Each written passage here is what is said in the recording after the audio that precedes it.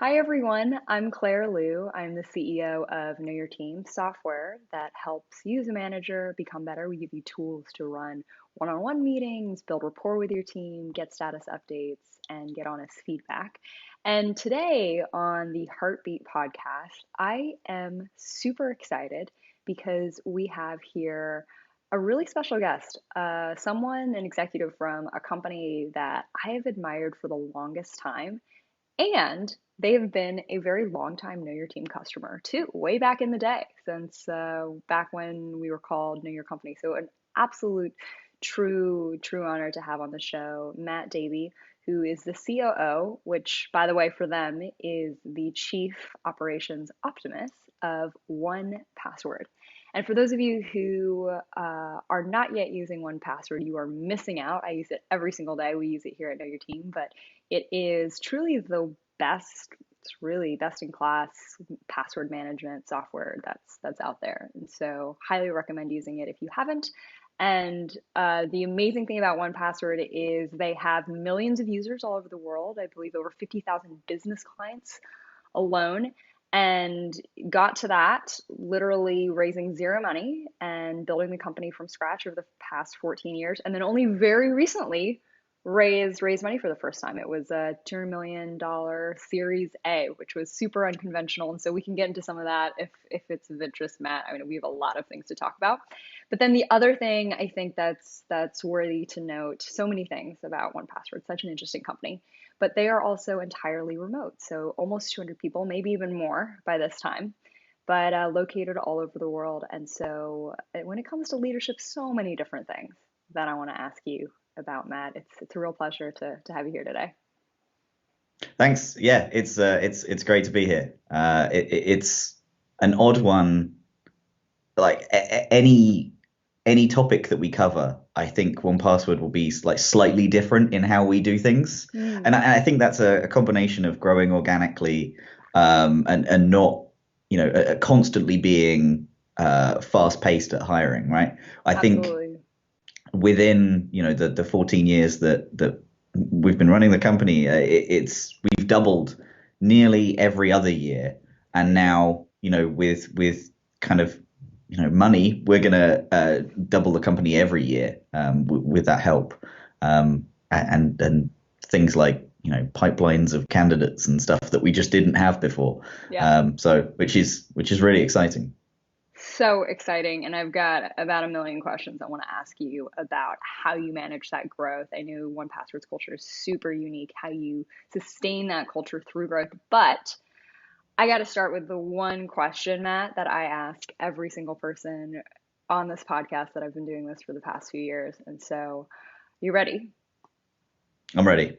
Okay. So the question is, what is one thing, or it could be several things, that you wish you would have learned earlier as a leader? So for this to add a bit of context, I joined 1Password nearly 8 years ago now. So it's been a long time. And I joined as a designer. And I was kind of working on the apps, or what we call the client apps, which are kind of the end user thing, what people use every day. And then slowly I started working on the business end of it. So the management, where you go for billing, where you go to add people to your account, where you set up sharing and configure everything. And from there I kind of started leading the design team, and then probably about 4, maybe more years ago, we actually added a marketing team, which we didn't have before. Everybody before either supported our customers or built the product, right? Yep. We had basically pretty much 3 types of employee: a customer service person, of which everybody in the entire company does customer service. So just to, add that thing that we probably need to talk about at some point. And then, or was a developer or was a designer. That was kind of it. We had no management. We had no marketing. We had no sales. We had Wow. people who built the product. So, I mean, going back to your question, the one thing that I think I've tried to hold on to too long, that's how I'm going to interpret that question, is Love that. it Interesting. Yeah. is basically perfection. Huh. Like coming from design, you always want to. I always have the mentality that developers always want to start over, always want to go file new projects, and designers always want to have that second chance at perfection, right? That second chance to kind of add something and iterate. Hmm. And you know, there's limited people. There's always limited people. That's what we found, and the ability to have a to tidy up after your stuff is not always there. So really, I've learned that you know it's not going to be perfect the first time around. You always are going to need that second round of feedback. And as I've taken on more things, like currently my role oversees product marketing and design, kind of three areas. That you don't get there day one. You don't get to that state of hey, I can share this on Dribble as a designer, or Hmm. hey, this campaign worked perfectly. Like that was my takeaway. As I moved into more areas, I always expected it to have that payoff that design has. That's like, I've done it. It's good. Let's go. And that's just not the case with other areas.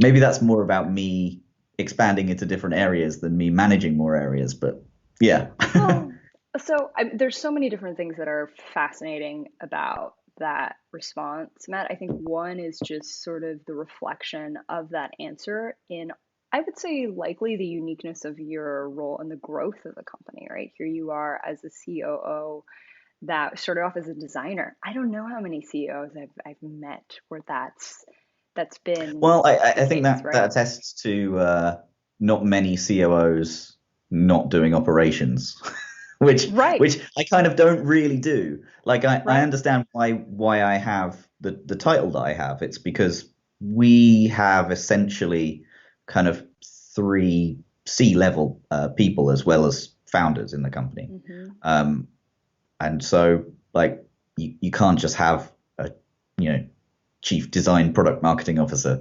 It just doesn't work. So Right. It I just see why I see the title change there, but Oh, yeah. absolutely. No, and so I only point that out because I think in your answer of trying to find or expecting almost that perfection to happen as the role expands matches up, I think, with just the fact that the role it's the transition from, as you were saying, what you were used to of seeing success as. It was the final beautiful, polished pieces that you can then put on Dribble or feel like, okay, this is now done. And management and leadership is not like that. And so I love just like how in the context of your transform or your sort of progression that's been true. I was curious, Matt, for you, was there anything in particular that you found especially difficult to look at and be like, oh, this is so far from perfect right now. I mean, yes. we Yeah. we have we have I hate to say unique because I'm sure there's other companies like it, but we struggle to find any. Um, we don't have any analytics at all within our products. Hmm. So we have no behavioral tools. We have no hotspots. We have no, information from our platform that tells us how many passwords people have in different locations and what they're for or what websites they're for. Like Hmm. that's obviously a thing that people don't want, right? Your passwords and the things that you store in 1Password are private by the very nature of you storing them there. So it's difficult to build a product like that and to market a product like that Hmm. when it's all mostly based on intuition. Yeah. So I understand like a certain amount of building a software product is intuition anyway, Sure. but couple that with the fact that, when we want to build something and we need to find out information about what we're building, whether it's going to have an impact on our customers or anything like that, are basically quantitative information is really difficult. So, I mean, what we end up doing is going out and talking to customers. Customer service is one of the biggest assets that we have at 1Password. We use it for kind of user testing. So we will, a customer has a problem, we'll get together, we'll think that we've solved that problem, we'll present it back to that customer. So, I mean, it's wild to see people's reactions of like, hey, I emailed in and I didn't like this button here. I didn't really know what it did. And then they came to me with a whole new button and, oh, look, here's a beta with it in. Like that's basically that's our fuel, right? When that happens, that customer interaction is that close. People always find it really weird when, because we have a podcast as well. And when someone emails in from the podcast, and like I will email back because that's my customer service area. Like people find that really odd. So I can relate. I can relate. Yeah. It's like when you have that from a product point of view, like all of our product designers and product managers are all speaking with customers to find out that information. There's no like huge repo of analytics that we've gleaned from that. So I think that's, I've kind of forgotten your question now, but I think that's okay. That's fine. I think that's like a massive challenge that we've overcome just through work, really, just through sheer like talking to the amount of customers that we have over the last, 14 years has given us that insight. Matt, we can throw away my question. Honestly, I love this other path that we're going down. We can whatever, because what I'm so curious actually to hear is, to what degree do you think, if any, the connection to customers has actually influenced your leadership style or how you approach managing your team at all at 1Password? Oh, it absolutely has. The empathy points that you get from having a kind of customer champion over a feature is huge. There's some features that there's some entire projects we call internally after the customer that started that, that issue.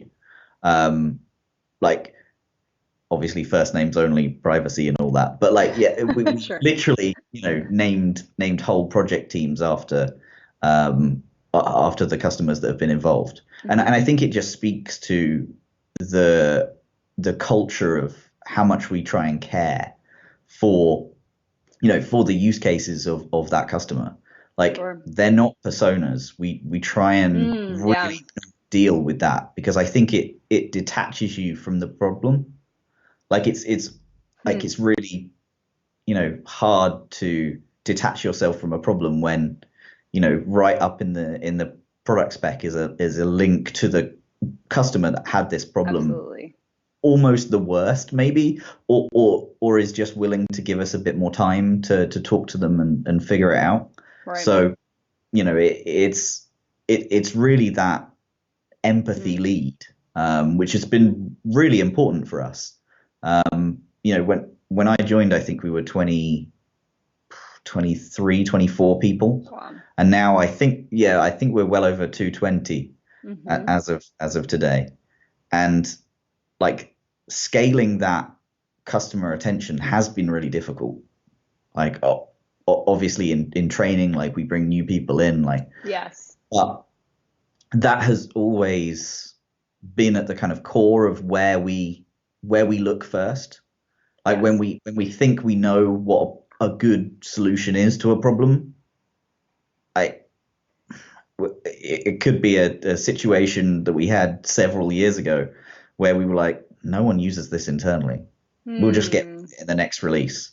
And then we had 10,000 emails the next week, and we were like, okay, we should put this back. We should put it back, yeah. So I think it's kind of stemmed from that, like a little bit of fear of getting 10,000 emails again, but also having that customer like really care about that problem that they had. And our user base are really passionate. Like for a password manager, it Oh, seems crazy. Like, myself yeah. included. I'm like a total fan of a password management system. It's absolutely, I mean, I think that's it's fascinating, one of the many fascinating things about 1Password. I do want to come back to this idea of the challenges maybe that you would have faced around that growth from being employee 23 or having 23 employees to now to over 220. But before we do, one of the things I was curious, and the reason I had asked the question around, to what degree do you think does a connection to customers influence leadership style, is because I was thinking, Matt, about how a lot of times, sort of from a organizational scholarly perspective, or however you want to think about it, a huge motivating factor for why teams coalesce and align and actually work well is because they are rallying around some sense of vision, some sense of picture of a better place. And oftentimes, what most companies and teams struggle with is just the fact that that vision isn't very clear. And so then to peel it back one more layer is, okay, that vision usually isn't very clear because not everyone on the team, and especially actually leadership, the bigger the team gets, is as connected to the people who are benefiting directly from the work that they're doing. And so it was almost sort of my academic hat was on, of just wanting to understand, to what degree, if any, is that connection to the customer actually interweaving and connecting everyone at 1Password, including leaders, as this company is growing rapidly, to say, this is what we're always about, this is where we're all on the same page, this is sort of our true north, is that connection to our customers. Less so of a question, Matt, and more just of an explanation of why I was so curious to understand that. I really think it is that element of everybody in the entire company doing customer service. Hmm. Like, obviously to varying degrees, and as we grow, the varying degrees have gotten bigger. Yeah. But everybody is in there somewhere. And so when we have things like something goes wrong, like I think a couple of years ago we put out an app and it had a faulty certificate. So when you Mm. install, it was not letting you. And our customer service like numbers went up significantly, and Hmm. everybody in the company was like, okay, Yeah. like down tools, I'm gonna go and answer some and reassure some customers. Like thankfully we have checks in place for stuff like that now, but Yeah. Yeah. Yeah. Yeah. it's that kind of everybody has that in the back of their mind. Yes. It is the backbone of the company, is Hmm. like treating our customers how we would want to be treated under customer service, because everybody's had a Absolutely. bad customer service experience and they're not very nice. No, they're not. And Especially we something want like them. 1Password, where Yeah. not accessing it makes you feel completely helpless. Yes. And so I think that's why our customers are so passionate. It's because about, Hmm. it's what you store in there and the amount of trust you have in the product. And that is not, something that we take lightly. Yes. Well, Matt, let's circle back around then to one of the many different areas that I was so eager to dive into. So this growth, right? Insane, doubling every other year. I mean, this is literally purely off profits and money that's being reinvested into the business. Like, you hadn't raised money to date while you were doing that, and just absolutely incredible organic growth. No marketing, no sales team, right? While this is happening. So I'm so curious, and you alluded to this. What have been the biggest challenges at in that growth in terms of the relationship and team dynamics and culture as you've scaled that quickly? And especially being remote too. And those might be separate Hmm. questions, right? And those are sort of big questions, but would love to hear your observations on that. So I would say that the biggest pain Yeah. has never been growing the areas that we've already had, right? Okay. Finding designers to work on the product and having them understand how we work, that wasn't really a problem. Hmm. Finding developers, that hasn't been that much of a problem. Finding customer support people who are really passionate and really kind hasn't been that much of a problem. We're finding a lot of them, and I think that's maybe the problem. Growing new areas, and again, like some of these areas, like our customer success team, our sales team, those have been grown from our customer service team. So people have expressed an interest, and we've kind of grown them out from there. Fascinating. So that's how we grew those areas. How we knew how to grow was hire customer service people, and if they express an interest, train them up and move them on to, development or sales or anything like that. Like a lot of people who are core now to our company have moved through customer service, who joined answering customers, and then wanted to do something about the problems, not just say sorry and here's the fix. Yep. So yeah, I think like those areas have been okay. The ones that we didn't really know what we were doing are the ones that we've added very recently, which is things like HR, finance, the people that don't really work on the product. So, we didn't know who or what to wear to, do anything there.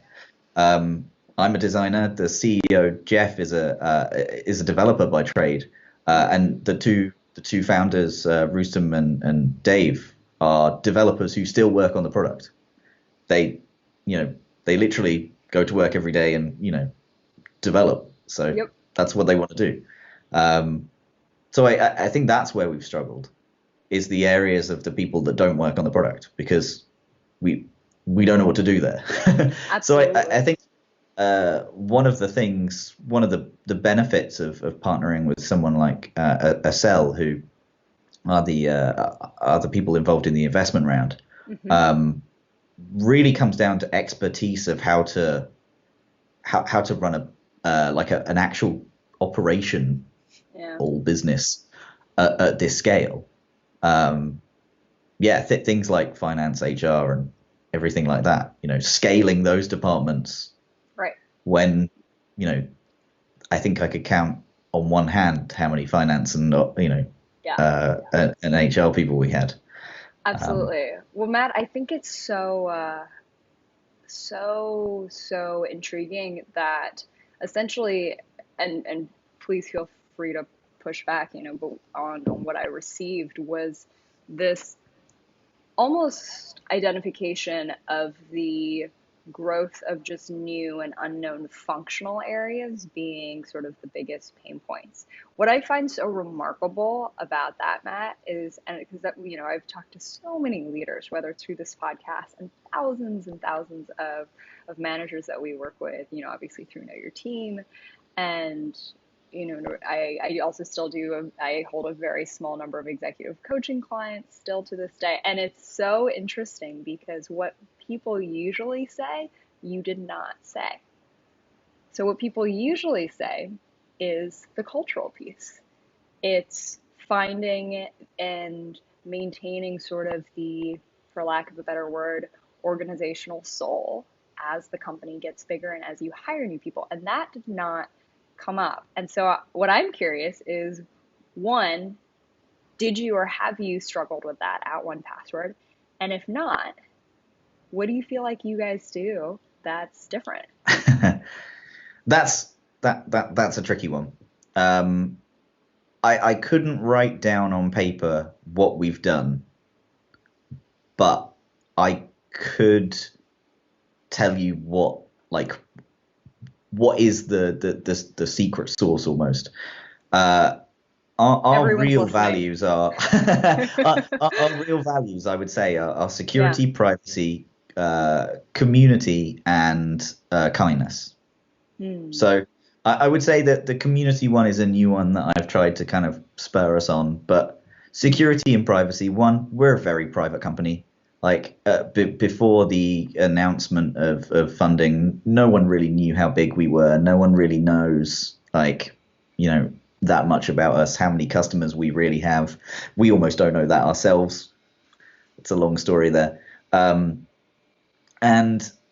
we're very private internally as well. Like how we treat customer data is like nuclear waste. We have as few people to touch it as possible. the right storage containers and all that kind of stuff. Yeah. Like however you think about it, we treat that stuff really carefully. We don't Slack customer emails around. We will send the link to the thing that you need to log into in order to get there, right? And we're really careful about this. And in bringing on, all these new people, we've instilled that as a practice, as a kind of a thing that you need to absolutely abide by because this is our core. It doesn't really strike us as this is a culture and, oh, you might want to do this and oh, hey, like let's get on a call and we'll drink this kind of coffee. Like it's not to us, it was a fundamental. And I think that's kind of different than some other values. And then security, it's exactly the same thing, right? You are responsible for a huge amount of customer, data in terms of when someone sends you a diagnostic report or something from their device. It has things like their device name, and it doesn't have any what some people might say secrets, but it's still personal identifiable information that you're holding. So securing your own laptop again is one thing that like, and again this feeds into the remote thing, but like sure, we absolutely install that as a fundamental. Here are the things that you absolutely must do, because we have a pretty good security track record, and we want to maintain that, right? Right. And then I would say on the kindness thing, when I joined, Dave, one of the founders of the company, was the one to teach me customer support. Right? It was a very, like, the way that we do customer support is incredibly empowering as an individual, right? Like, you're not going to get told to go through 3 manager positions in order to approve someone getting a small discount that they want, or that someone wants to move this, and we really do try and make absolutely sure that someone has the tools that they need to in order to make a customer happy and to go almost to the extra distance as they need. And so I think that comes into it as well. We're very generous with time and everything like that, and it just feeds into this whole thing of really another foundation that was there is most of the time, and especially when I started, there was no one above you to go to say, hey, can I give this customer a 10% discount? Like, you were taught how to go and generate a 10% discount, and then you went and did it. Like, that was the chain. Yeah. And I think we've tried to keep that to a certain extent. Like, we've tried to keep the, like, kindness surprises customers.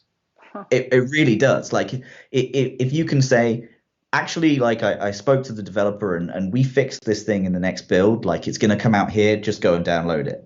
The look on people's faces, I imagine, when I'm writing the reply like that, it's just like nowhere else. Yes. At least we like to think it is. So I think those fundamentals are really instilled in the culture because that's how you do your job, not what you try and believe in while you do your job. The community one is a little more kind of me trying to push stuff. It's we have lots of small communities internally, and I think that's kind of how we've kept it to feeling like a small company. So we have a room to talk about coffee beans, we have a room to talk about books you've read, we have a room that is our water cooler that seems to pass around songs of bad recordings of me today. I was recording a podcast. I said something slightly amusing, and someone added a drum and bass track to the back of it and put it in the water cooler. So that might make its way out eventually. yeah, so stuff like that happens in small communities, and I think that helps people with the idea that we are growing so fast, right? The Mm, people that have been here as long as I have, hmm. and several people have been here a lot longer than I have, um, to help that kind of, oh, there's a lot of people here, that kind Right. of feeling. That feeling. I think hanging around in multiple smaller communities, you realize, oh, actually, like I know a lot of these people. It's just I Hmm. interact with a smaller number. Mm, absolutely. Thank you so much for sharing that Matt. I would love to go almost one level deeper, right? Because I think the first of all the everything that you shared is immensely applicable when you just think of actually operationalizing values versus just saying that this is something we'd aspire towards, right? So you're talking about very tangibly how are the ways that people are acting are actually reflecting each of those values, which I think is amazing. What I would love to do is just get in one more level deeper because I know for myself and so many other leaders who are listening is exactly how does one do that, and specifically in a remote team. So for example, very tactically, right? Do you rely on a lot of written communication and asynchronous communication to communicate this? Do you put a lot of emphasis in onboarding and training? Do you have, for example, a buddy system in the company? Do you focus a lot on in-person meetups? Do you not? I'm just so curious, just very, sort of on that tactical level, what you feel like, oh, these things actually seem to really work just for us. Um, yeah, we do a lot of things, and I never feel like we do them in a way that feels like, oh, here's another one of these forced pieces of fun or something. Like I think we try very carefully Yeah. to not do many things, Hmm. but do them well. Okay. Yeah. So I think one of the weirdest things that we do, I've never heard anyone else do, so Okay. I'm is ready. we meet up once a year Uh-huh. and we get the whole company together. And for the last, I'm going to say 8, maybe 7 times, we've been on a cruise. Hmm. So the problem with 200 people is when you put them in an area, like they're all going to want feeding, they're all going to want to go to different places, they're all going to want to go here. Like then we start needing stuff like, oh, we need a projector because there's too many people sitting in front of the telly and you can't just shout at them. So we need microphones and all this kind of stuff. Um, and the easiest way that we found to do that is a cruise ship because it kind of keeps people Yeah, in just the same. I get mean, everyone there. Yeah. in relevant news, not such a good thing, but Sure.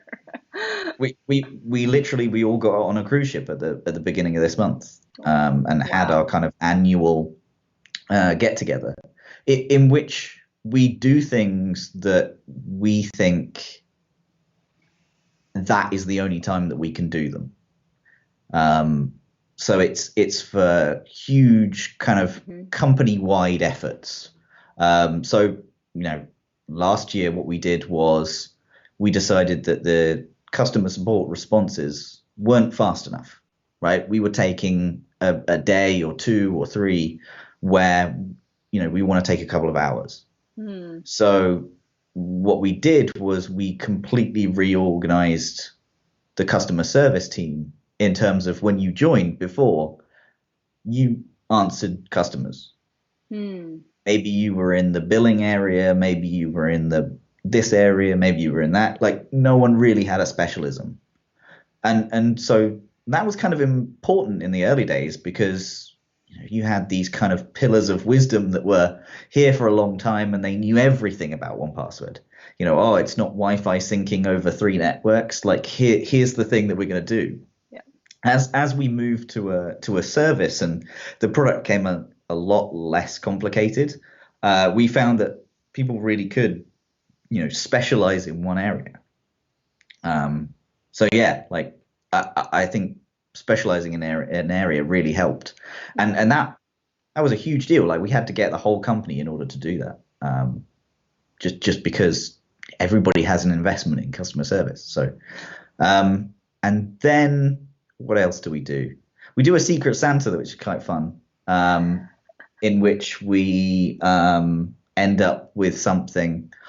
You kind of add a little like information about you, and then the fact that we're worldwide remote makes Secret Santa really fun because you get Russian poetry like I did last year, and then I was like, I'm pretty sure I know who this is because Yeah. it's from Russia. So yeah, that's quite fun. We are also very adaptive, I think, as a company. I've worked at small companies. I've worked at kind of really large, massive institutions, and we are obviously slower to change at a couple hundred people, but we're still like pretty fast. We can roll a tool out and just have people start using it in no time. So I think being adaptive and being like and changing this kind of stuff is another thing that we do. If something isn't working, we just change it. There's no if we want to bring in another tool, we just do that. If it has no worth, we just get rid of it. And I think that flexibility has really helped and is one of the things that has kind of kept us communicating well internally, I'm going to say. Absolutely. We have problems like every company, right? Where do I put this? Is it in this tool? Is it in this tool? Sure. That type of thing. But I think slowly we're starting to understand that we do need multiple places based on how long that information is applicable.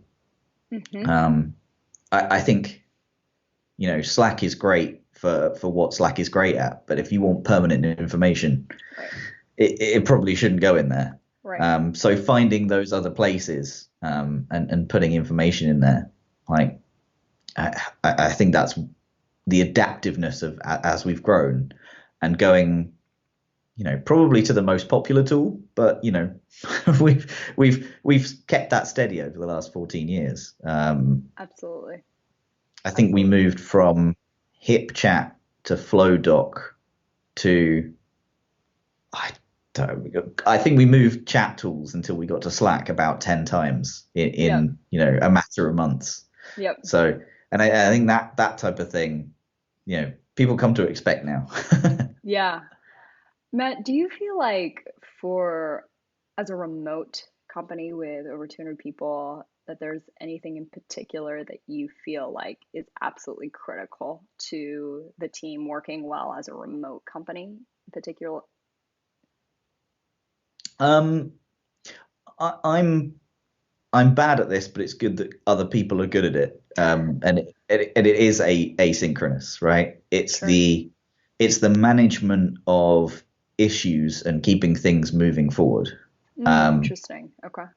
And I think another thing is ownership. So anytime we start something, it better have an owner, right? Like it's all right me saying, right, okay, we're going to do this marketing experiment or we're going to build this page on the website. If there's not someone who owns that and feels responsible for getting that done, Yes. Even if it's me or someone I want to get excited about that task, I think ownership is a huge one because it means that regardless of time zones, regardless of location, like that's their goal. They're going to make that happen. That's what they're really excited about. Making sure that person is then excited about that is also pretty key. But absolutely, yeah, I think that's the key to me. Yes. It's trying to leave an audit trail that is accessible. Something like we use GitLab and everything is an issue. Everything that anybody works on, be it a marketing product, be it like an email newsletter or a web page, or even going down to the product itself, right? Server level, anything, everything is an issue.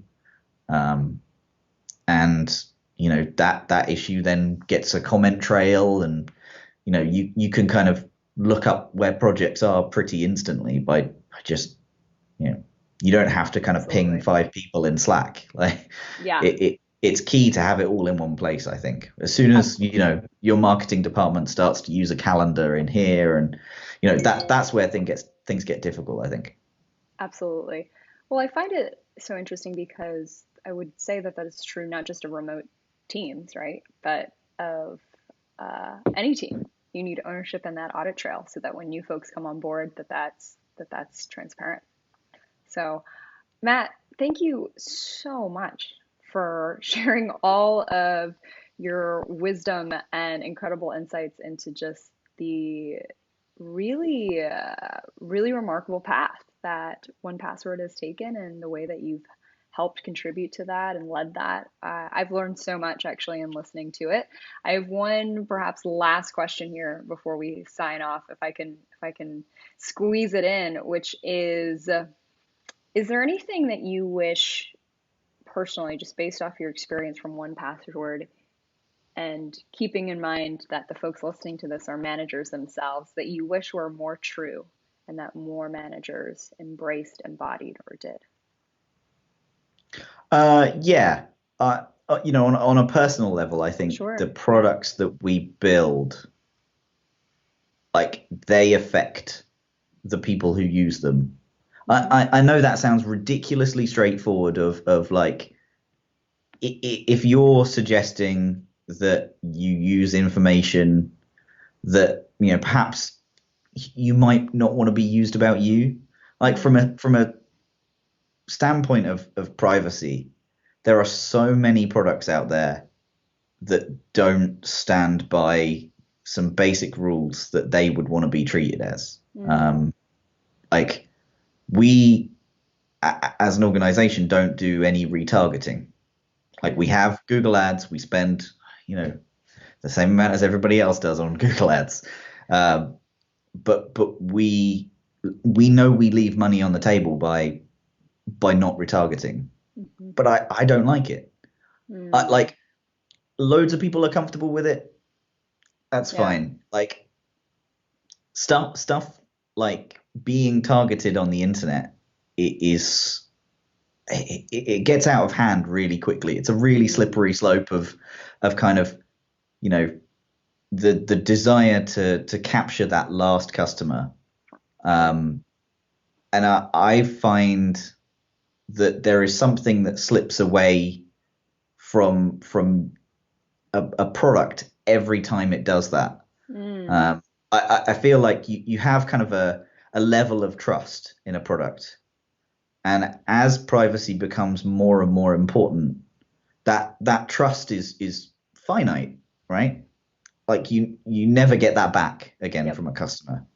So that the more that you do in terms of you know retargeting, or even to a certain degree personalization and forwarding people to web pages, and it destroys this underlying trust, and it might make your conversions go up, but it might not make those conversions feel very good, because those conversions are, at the end of the day, people, right? Right.